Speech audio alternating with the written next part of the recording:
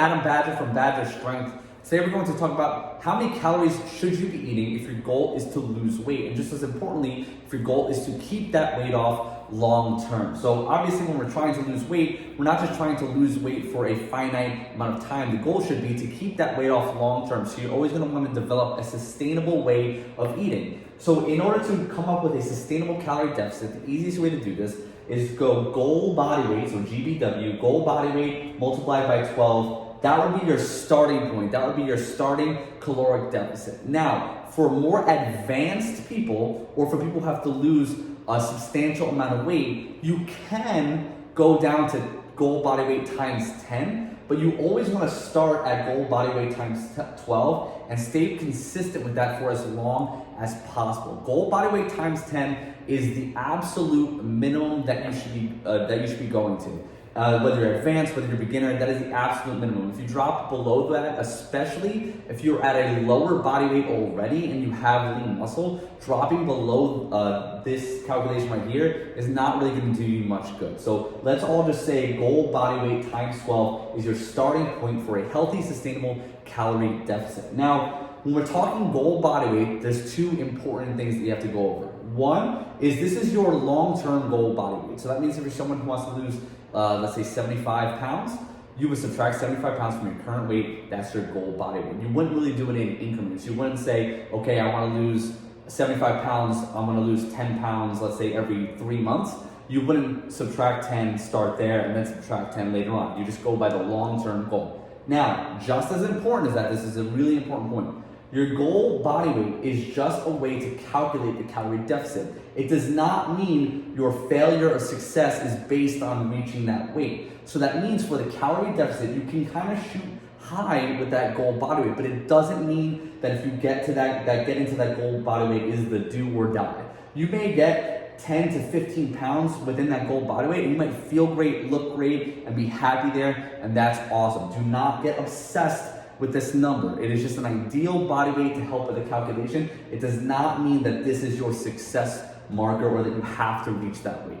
This is super important, so I hope you didn't skip that part. Super important. Not a do or die number, just to get a calculation. So for example, if your goal body weight was 130 pounds, you multiply by 12, your calorie starting point would be 1,560 calories, so 1,560 calories. Let's say you're a guy, you're trying to get down to 185.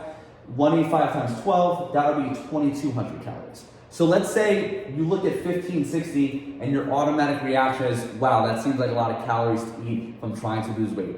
First of all, it's not. 1,560 calories is really not a lot of calories. It's just that when you're eating clean whole food sources, it feels like a lot because you can eat a larger volume of food in order to hit that 1,560. This is where food quality comes into play. Now we'll go over that in a separate video, but if you're focusing on food quality and trying to hit adequate protein and fiber, 1,500 or 2,200 is going to feel like a lot of food, but it's actually a very low calorie number. Realistically speaking, you can hit 1,560 calories with one trip to a bar, having a couple of beers and a dozen wings. That'll get you that 1,500 calories in one sitting. But when you're getting 1,500 calories from whole food sources, high in protein and fiber, it's going to feel like a lot of food, but that's good because we want to feel full. We don't want to feel like we're on a diet. So in short, your starting point for your weight loss calories should be your goal body weight. Again, not a make or break number, not a do or die number. It's just a number for a calculation. Your ideal goal body weight times 12, that's your starting point. That is where you begin.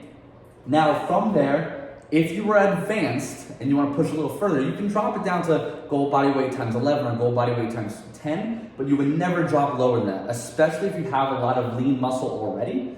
You don't want to drop below that because it's going to start to affect your performance in the gym and your strength, which is going to affect the amount of calories you burn. So now from there, we're going to talk about consistency. This is the most important part of this entire calculation. These numbers mean absolutely nothing if you're not consistent with it.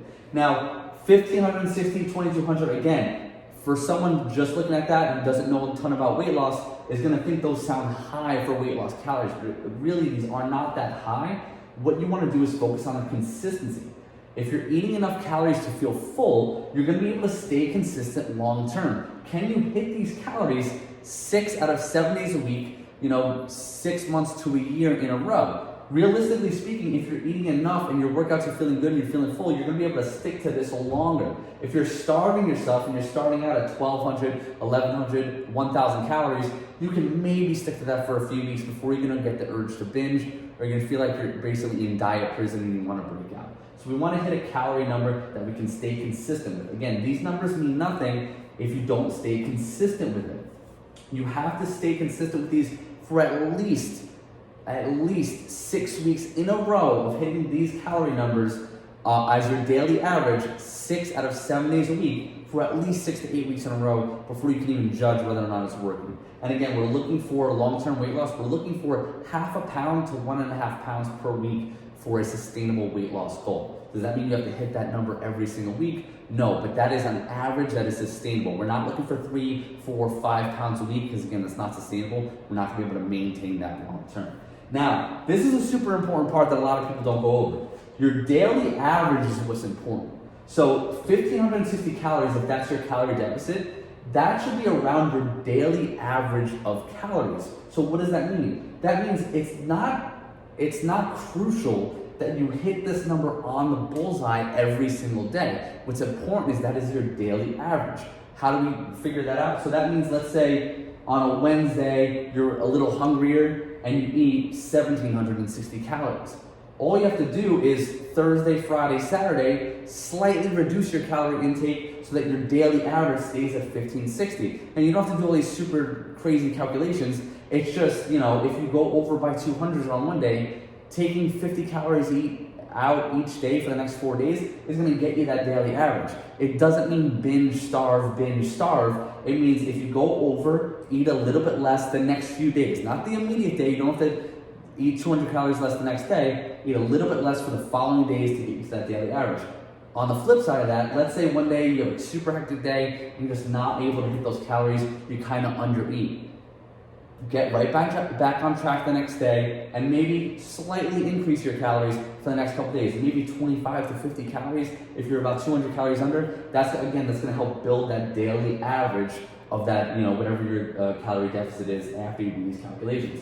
That's super important because it takes away the stress of every day being do or die. You don't need to hit this bullseye every time. Give yourself a range.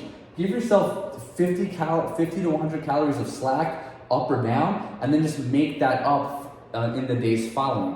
And again, Saturday or Sunday is not like this dead stop of a week. Your body doesn't know it's the end of the week. It doesn't mean if you go over on a Saturday that you're screwed and you have to drastically deficit on Sunday. It just means the few days following, slightly reduce those calories to make up for it. And then we always want to invest our calories in our physical activity.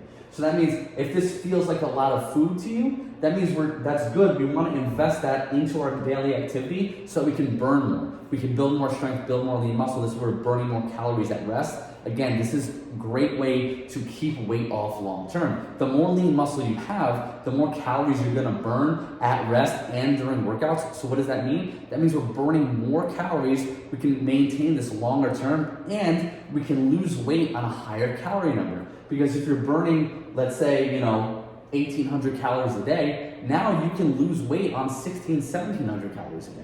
You don't have to drastically drop it, but that's only gonna happen if your strength is going up, your lean muscle is increasing, and you're increasing your daily activities. Small things like increasing your daily step count, maybe adding a couple of walks in per week. Small, sustainable increases. We're not looking for drastic things. You shouldn't be running a 5K every day in addition to your weightlifting.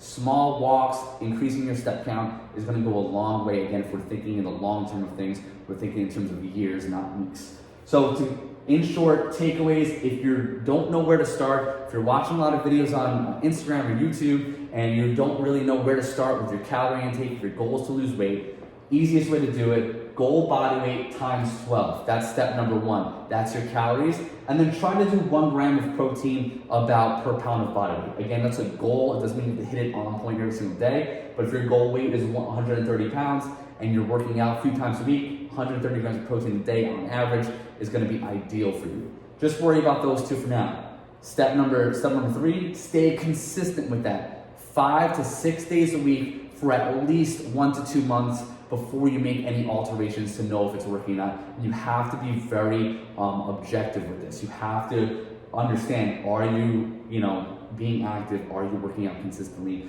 are you monitoring things like alcohol intake, are you taking care of your sleep, all that stuff. So let's say you hit these calories relatively consistently, but you're not working out, your sleep is crap, you're stressed out, your workouts aren't good, then it's really not going to do much. All that other stuff has to be at least being monitored. It doesn't have to be perfect, just being monitored.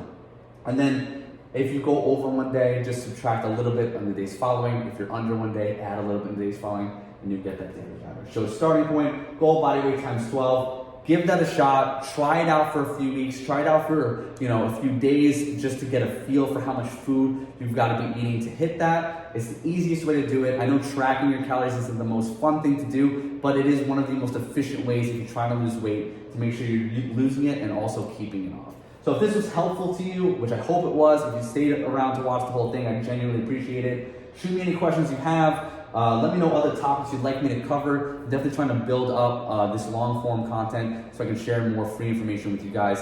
Again, any questions, any feedback whatsoever, I genuinely appreciate it. Thanks for watching.